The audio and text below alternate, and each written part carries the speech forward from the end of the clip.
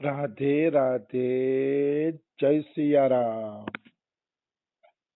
આપણે ઠાકુરજીની સેવા કેવી રીતે કરવી એના ઉપર પ્રવચન ચાલે છે. તો આગળના પ્રશ્નમાં એક ભક્ત પ્રશ્ન કરે છે કે લડ્ડુ ગોપાલને મારે ઘરમાં તો લાવવા છે, પણ મારું ઘર નાનકડું છે એ કે. તો જો મોટું ઘર બની જાય ને તો હું લડ્ડુ ગોપાલને લાવું. તમારું એ કે શું કેવું છે? તો રામસુખ દાસજીના શિષ્ય જવાબ આપે છે કે વાસ્તવમાં તમારું ઘર નાનું નથી, પણ તમારું મન નાનું છે. બહુ સરસ વાત કરી. ઘર નાનું નથી, મન નાનું હોય ને એ જ આવી રીતે વાતચીત કરે. જો મોટા ઘરમાં જ પ્રભુને ગમતું હોય તો સબરીની કુટિયા ઉપર પ્રભુ શા માટે ગયા? વિદુરજીના ઘરે ભાજી ખાવા માટે શા માટે ગયા? એ તો નાનકડા ઘર હતા. અરે નાના મોટા ઘરની વાત નથી, પ્રભુ તો કેવલ ભાવગ્રાહી છે, આપણા ભાવને જ જોવે છે. ભગવાન નાના મોટા મકાનને જુએ તો જીવના ઘરમાં કોઈ દી ભગવાનના પગલા થાય જ નહીં, કારણ કે ભગવાન અનંત કોટી બ્રહ્માંડ નાયક છે. અનંત કોટી બ્રહ્માંડ નાયકના પગલા વળી આપણા જેવા સાધારણ ઘરમાં ક્યાંથી થાય? આવી વસ્તુ છે. એટલે ભગવાન કેવલ ભક્તનો ભાવ જ જુએ છે, ભાવ સિવાય બીજું કાંઈ જોતા જ નથી. એટલે શાસ્ત્ર કહે છે ભાવગ્રાહી જનાર્દન. ભગવાન જનાર્દન તો ભાવગ્રાહી છે, ભાવ સિવાય બીજું કાંઈ જોતા નથી. હવે એમ કીધું ને કે નાનું ઘર છે તો મારે લડ્ડુ ગોપાલ કેમ લાવવા, મોટા ઘરમાં લાવશી એમ. તો શિવબલી બ્રહ્મચારી એમ કહે છે કે એક માતાજી પાસે હું ગયો. ઈ માતાજીને 2 માળના મકાન હતા, મોટા બધા 2 માળના જોરદાર મોટા મકાન હતા. તો શિવબલી બ્રહ્મચારીએ કીધું કે બેન માજી, તમારા ઘર તો 2 માળના મોટા મકાન છે, તો મોટા મકાન છે તો હવે ઘરમાં લડ્ડુ ગોપાલ પધરાવો ને. આવડું મોટું મકાન છે તો ઘરમાં લડ્ડુ ગોપાલ તો હોવી જોઈએ. તમારે તો ઘણી બધી જગ્યા છે, ઘણી બધી પકતાણ છે, તો લડ્ડુ ગોપાલને પધરાવો. તો ઓલી માળીએ શું ઉત્તર આપ્યો? ના મહારાજ ના, અત્યારે ક્યાં લડ્ડુ ગોપાલને પધરાવા, આ 2 માળના મકાનને સાફ કરવામાં જ અમારો સમય નીકળી જાય છે, તો અમે ઠાકુરજીની સેવા માટે સમય ક્યાંથી કાઢી? અમારે તો ઠાકોરજીની સેવાનો સમય જ ન રહીએ. આ 2 માળના મકાનને સાફ કરવામાં જ બધો સમય વયો જાય છે. લ્યો, ઓલા બેન એમ કહે કે અમારું ઘર મોટું થાય ત્યારે લડ્ડુ ગોપાલ પધરાવશી, અને આ બેન એમ કહે કે મોટું ઘર છે એટલે કામમાંથી સમય જ નથી મળતો. સમય નથી મળતો તો લડ્ડુ ગોપાલની સેવા ક્યારે કરવી? તો આ મોટા ઘર નાનું ઘર એ બાનું જ છે. ભાવ હશે એ નાનું મોટું ઘર નહીં જોવે, ગમે એમ કરીને લડ્ડુ ગોપાલ પધરાવી દેશે. જો મોટા ઘરવાળાને સમય નથી કે અમે લડ્ડુ ગોપાલની સેવા નથી કરી શકતા, નાના ઘરવાળો એમ કહે છે કે અમારું ઘર મોટું થશે ત્યારે લડ્ડુ ગોપાલ પધરાવશી, તો બેમાં સાચું કોણ? બેય ખોટા છે, બેયની બહાનેબાજી છે. જેને લડ્ડુ ગોપાલને પધરાવા છે, જેને ભગવાનને ઘરમાં લાવવા છે, એ જ લાવી શકશે. નાનું ઘર કે મોટું ઘર કોઈ સમસ્યાની વાત છે જ નહીં. ઘણાને નાનું ઘર સમસ્યા લાગે એ પણ બહાનેબાજી છે, ઘણાને મોટું ઘર એ બહાનેબાજી કરે કે અમારે આમાંથી જ સમય મળતો નથી, સાફ સફાઈમાંથી, તો લડ્ડુ ગોપાલને ક્યારે પધરાવીએ? મતલબ બે બહાનેબાજ છે. વાસ્તવમાં જેને પધરાવા છે એ ગમે એમ કરીને લડ્ડુ ગોપાલને પધરાવી દેશે. મોટું મકાન તોય વાંધો, નાનું મકાન તોય વાંધો. આ બે વાંધાનું કારણ છે બહાનેબાજી. બહાનેબાજી જ વાંધાનું મોટું કારણ છે. હવે આપણે આગળના પ્રશ્નમાં પધરામણી કરીએ. સાધકના સિદ્ધ થવા પછી શું મૂર્તિ પૂજ્ય છૂટી જાય છે? આવો પ્રશ્ન કરે છે કે કોઈ સાધકને સિદ્ધ બની ગયો હોય તો શું એની મૂર્તિ પૂજા છૂટી જાય છે?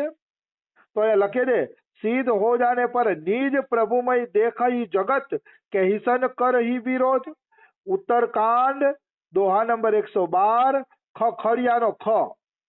ઉત્તરકાંડમાં 112માં દોહામાં ખ માં આ વાત કીધી છે કે નિજ પ્રભુમય દેખહી જગત. એ વ્યક્તિ તો આખા જગતમાં પોતાના પ્રભુની મૂર્તિ જુએ છે, એટલે એને મૂર્તિમાં પણ મૂર્તિ પૂજાનો ભાવ રહેશે, અને બધા હારે વ્યવહાર કરશે તો વ્યવહારમાં ભગવાનનો ભાવ બનેલો રહેશે. એટલે એની વાત અલગ છે, સિદ્ધ મહાપુરુષની વાત અલગ છે. બલકી સિદ્ધ મહાપુરુષ જેવી ભાવથી મૂર્તિ પૂજા કરશે એવી મૂર્તિ પૂજા સાધક કરી શકતો નથી. કારણ કે સિદ્ધને એ મૂર્તિમાં સાક્ષાત ભગવાન દેખાય છે. એ મૂર્તિ સિદ્ધ ભક્ત હારે વાતચીત કરે છે. એટલે સિદ્ધ ભક્ત જેટલા ભાવથી મૂર્તિ પૂજા કરી શકે એટલા ભાવથી મૂર્તિ પૂજા બીજા કોઈ કરી જ ન શકે.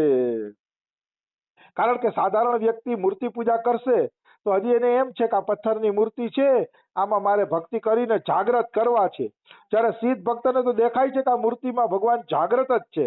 જેમ કે રાધા વલ્લભ છે, બાંકે બિહારી છે, રાધા ગોવિંદદેવજી છે, રાધા મદન મોહનજી છે, રાધા રમણલાલજી છે, આ બધા સાક્ષાત જાગ્રત અવસ્થામાં સિદ્ધ ભક્તોને દેખાતા.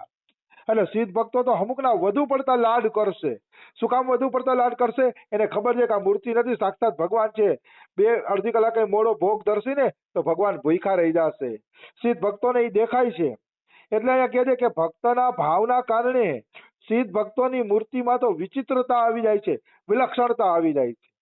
અમુકની સિદ્ધ ભક્ત મૂર્તિ પૂજા એવી કરશે કે 500 વર્ષ સુધી એ મૂર્તિમાં ભગવાન જાગ્રત રહેશે.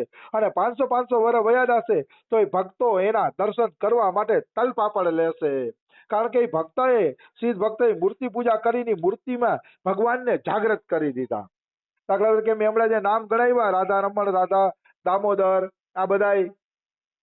આ બધી જાગ્રત મૂર્તિઓ છે. જાગ્રત મૂર્તિઓ છે એટલે એમાં સાક્ષાત પ્રભુ બિરાજે છે. અને જો એને એવી પૂજા કરી ભાવથી, સિદ્ધ ભક્તોએ એવી પૂજા કરી કે 500 વર્ષ સુધી પણ આજે ભક્તો એની પૂજામાં ધ્યાન દે છે. અને આપણી મૂર્તિ પૂજા કેવી હશે? મૂર્તિ માનીને પૂજા કરશી અને આપણા મહિના પછી ઘણીવાર ઠાકોરજીને કોઈક મંદિરમાં મૂકી આવશે, કાં કોઈ પાછળ સેવાય નહીં કરે. કારણ કે આપણામાં એટલું દમ નથી. તો જાગ્રતના ભાવે સેવા કરે એટલે એની મૂર્તિ પૂજામાં તાકાત આવી જાય. એટલે એવું નહીં માનવાનું કે સિદ્ધ ભક્ત સિદ્ધ મહિના પછી મૂર્તિ પૂજા નથી કરતા. એવું ક્યારેય માનવું ન જોઈએ. અમુકના એવી મૂર્તિ પૂજા કરે છે કે પેઢીઓની પેઢીઓ એની પાછળ મૂર્તિ પૂજા હાઈલે રાખે છે. અહીંયા લખ્યું છે કે પેલા ધોરણમાં જે ક કલમનો હોય ને MA પાસ કરી લ્યો તો કલમનો ક ઈ ને ઈ જ રહીએ. મતલબ સાધક અવસ્થામાં જે મૂર્તિ પૂજા આપણે કરતા હોઈએ છીએ, સિદ્ધ અવસ્થામાં ઈ ને ઈ જ મૂર્તિ પૂજા રહીએ. ફરક એટલો પડે કે સિદ્ધ બન્યા પછી મૂર્તિમાં ભાવ વધી જાય છે. ક કલમનો ક એકડિયામાં ઈ જ હોય, પણ એમાં છોકરું કલમનો ક કરતા કરતા હાથીના પગ જેવો કલમનો ક કરી નાખે. કારણ કે એને લખતા નથી આવડતું. અને MA પાસ વાળો પટ કરતો કલમનો ક કરી નાખે. ક તો એકનો એક છે, પણ એ લખવામાં ફેરફાર છે. એમ સાધક મૂર્તિ પૂજા કરશે તો ધીરે ધીરે મૂર્તિ માનીને પૂજા કરશે. પણ સિદ્ધ ભક્ત તો જેમ MA નો માણસ ક કલમનો ક લખી નાખે એવી રીતે પૂજા કરશે. માને ભગવાનને જાગ્રત માનીને પૂજા કરશે. નિશ્ચિત એમાં કોઈ એટલે કોઈ પણ પ્રકારની શંકા નથી. ભક્તનો વિશેષ પ્રેમ ભાવ હોવાના કારણે મૂર્તિ છે ને સજીવ થઈ જાય છે. સિદ્ધ ભક્તો તો મૂર્તિને સજીવ કરીને ધામમાં જાય છે. એટલે જ એની મૂર્તિ પૂજામાં આટલો રસ હોય છે, એના દર્શનમાં આટલો રસ હોય છે. આજે પણ કોઈ બાંકે બિહારી, રાધા રમણ કે રાધા વલ્લભના દર્શન કરે તેનો અંતરાત્મા પ્રસન્ન થઈ જાય છે. શું કામ?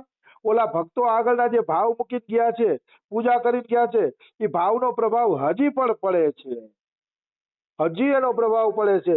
એટલા માટે મૂર્તિ પૂજા કરવી જોઈએ. સિદ્ધ સંતોએ પણ મૂર્તિ પૂજા કરવી જ જોઈએ. કારણ કે સિદ્ધ સંતો મૂર્તિ પૂજા કરે તેમાં એક વિલક્ષણતા આવી જાય છે. કોઈ એના ઠાકોરજીના દર્શન કરે છે તો દર્શન કરવા વાળાનું મન પણ એમાં ખેંચાઈ જાય છે. જો આપણી મૂર્તિ પૂજામાં ચિંતન કરવું હશે ને તો ઓછા હદકું ચિંતન થશે. પણ સંતોના, સિદ્ધોના જાગ્રત સ્વરૂપના દર્શન કરશે ને તો પટ કરતું મન ભગવાનમાં લાગી જશે. કારણ કે એની અંદર વાસ્તવમાં ભગવાન છે ને જાગ્રત છે. એની અંદર ઠાકોરજી જાગ્રત છે. એટલે જાગ્રત ઠાકરના દર્શન કરી છે તો આપણું ચિત્ત બહુ ઝડપથી ભગવાનમાં લાગે છે. મન પણ ખેંચાય છે અને મન આનંદમાં પણ આવી જાય છે. ઘણા લોકો રાધા રમણ, બાંકે બિહારી, રાધા વલ્લભમાંથી દર્શન કરીને બહાર નીકળે તો કે આજ તો દર્શન હતા કોઈ, ઓહો આજ તો દર્શન કોઈ હતા. આવું બધું મન એનું શું કામ ખેંચાઈ ગયું? એટલે ખેંચાઈ ગયું કે સિદ્ધ મહાપુરુષોએ જાગ્રત માનીને મૂર્તિને ખૂબ લાડ લડાવ્યા છે. એટલે મૂર્તિ 500 વર્ષ પછી પણ જાગ્રત છે.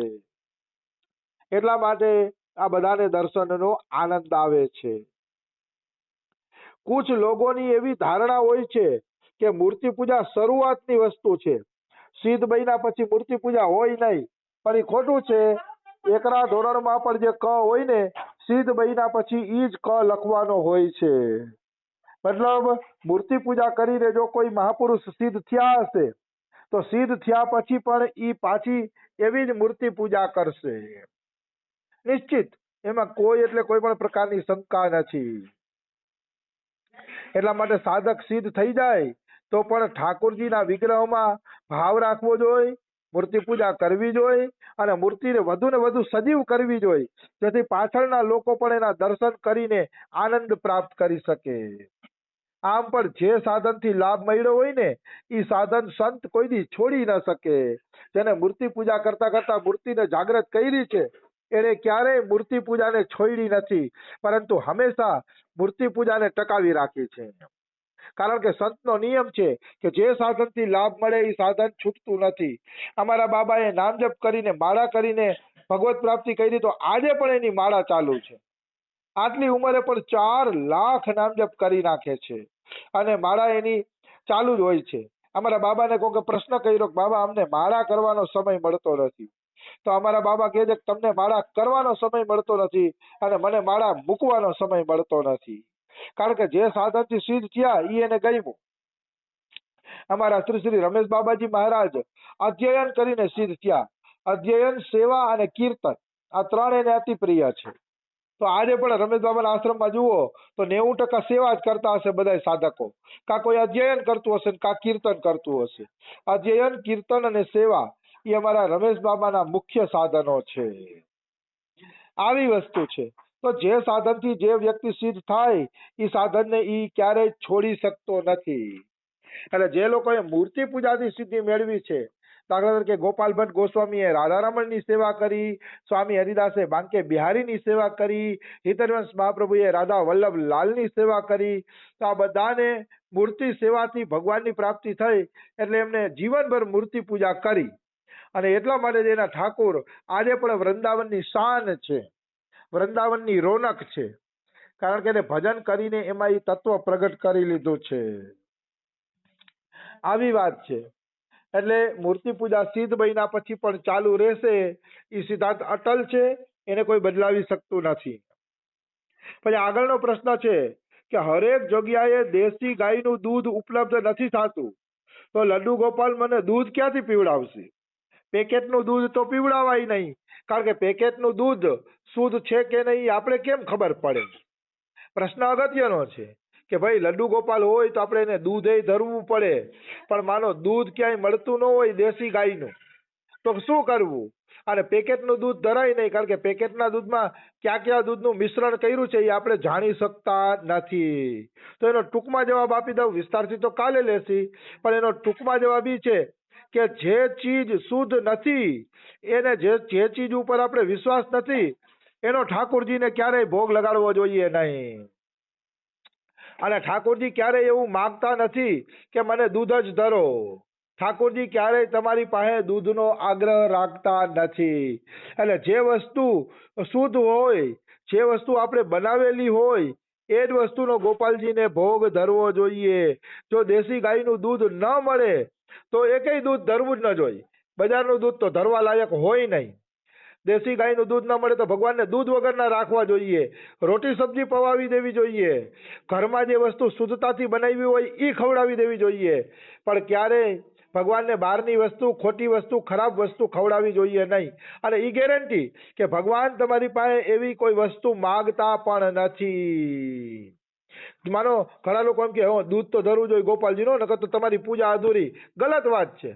જો શુદ્ધ ગાયનું દૂધ ન મળે તો ગાયનું દૂધ ધરવાની જરૂર નથી. તમે જે જમો છો એ ભોગ લગાડી દેશો તોય ભગવાન પ્રસન્ન થઈ જશે. ધરના જાતના બાજરાના રોટલાથી જ પ્રસન્ન થઈ ગયા, વિદુરજીના કેળાના છિલકાથી જ પ્રસન્ન થઈ ગયા. કાંઈ ભગવાનને એવું નથી કે ગાયનું દૂધ અને 56 ભોગ લગાડો તો જ એ પ્રસન્ન થાય. તમે જે જમો છો એ વસ્તુ ભાવપૂર્વક જમાડી દેશો તો ઠાકોરજી બીજું કાંઈ માગશે નહીં. એટલે આ દૂધનું બાનું નહીં કરવાનું કે અહીંયા દેશી ગાયનું દૂધ નથી મળતું તો લડ્ડુ ગોપાલ ક્યાં લાવવા, પછી દેશી ગાયનું દૂધ ન મળે તો લડ્ડુ ગોપાલ હેરાન થાય. આ બધી બહાનેબાજી છે. આવી બહાનેબાજી કરવાની જરૂર નથી.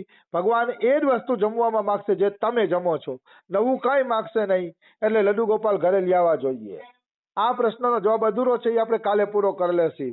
રાધે રાધે, જય સિયારામ.